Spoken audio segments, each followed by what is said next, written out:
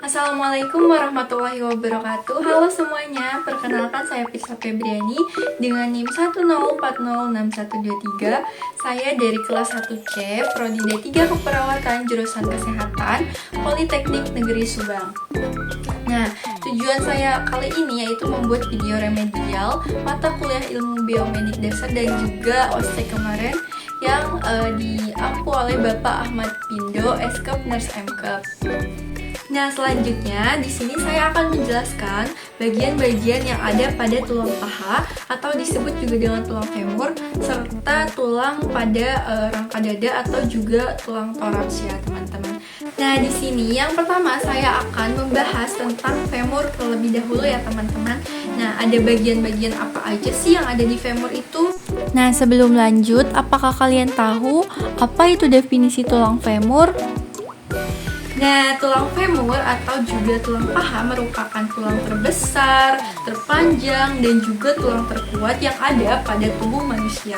Tulang femur ini menghubungkan antara pinggul dengan lutut dan juga berperan penting untuk menopang berat badan serta memungkinkan gerakan yang terjadi seperti berlari, berjalan, dan juga melompat. Tulang femur ini terdapat 3 bagian yang umum diketahui. Yang pertama itu bagian kepala atau disebut juga dengan caput femoris, yang kedua bagian leher, column femoris, dan yang terakhir ini bagian badan, sap yang kuat atau disebut juga dengan corpus femoris.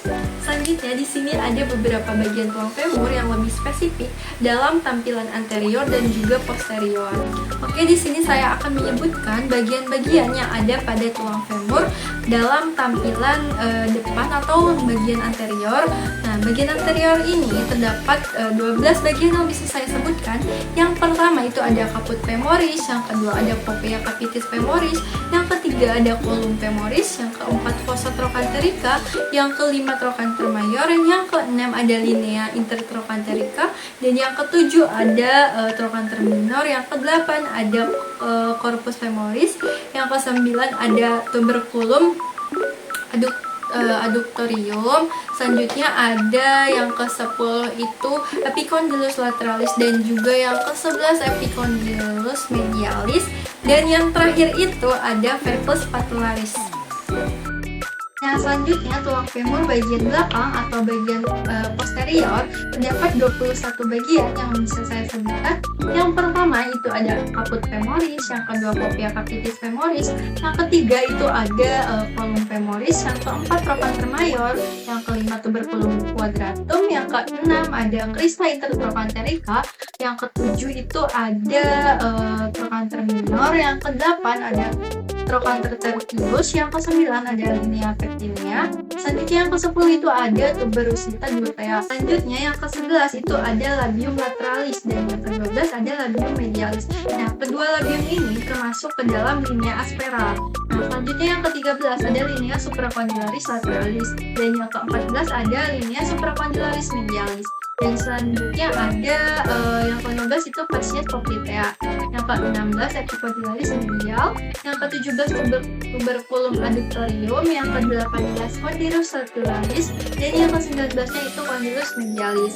Selanjutnya yang ke-20 itu ada linea intercondylaris, dan yang terakhir itu ada fossa intercondylaris. Baik, di sini saya sudah menyebutkan bagian-bagian yang ada pada tulang femur yang tampak dari bagian belakang dan juga bagian depan. Selanjutnya di sini saya akan menyebutkan juga bagian-bagian yang ada pada tulang rangka dada atau disebut juga dengan tulang toraks. Apa sih tulang toraks itu? Kalian tahu nggak sih apa definisi tulang toraks? Definisi tulang toraks adalah bagian rangka tubuh yang membentuk rongga dada dan memiliki struktur yang terdiri dari tulang rusuk, tulang dada, dan juga tulang torakal.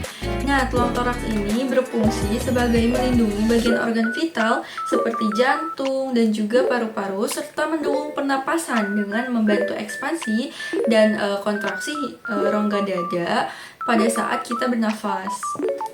Tulang toraks bagian depan itu terdiri dari tulang rusuk dan juga tulang sternum. Nah, tulang rusuk ini terdiri dari 12 pasang tulang rusuk dan dibagi menjadi 3 bagian. Nah, bagian yang pertama itu ada costa pera. Costa pera ini merupakan tulang rusuk sejati di mana jumlahnya ada 7 pasang. Nah, 7 pasang ini dari tulang rusuk ke-1 hingga tulang rusuk ke-7. Nah, selanjutnya yang kedua itu ada costa spuria. Costa spuria merupakan tulang rusuk palsu, di mana jumlahnya ada 3 pasang, yaitu dari tulang rusuk ke-8 hingga tulang rusuk ke-10.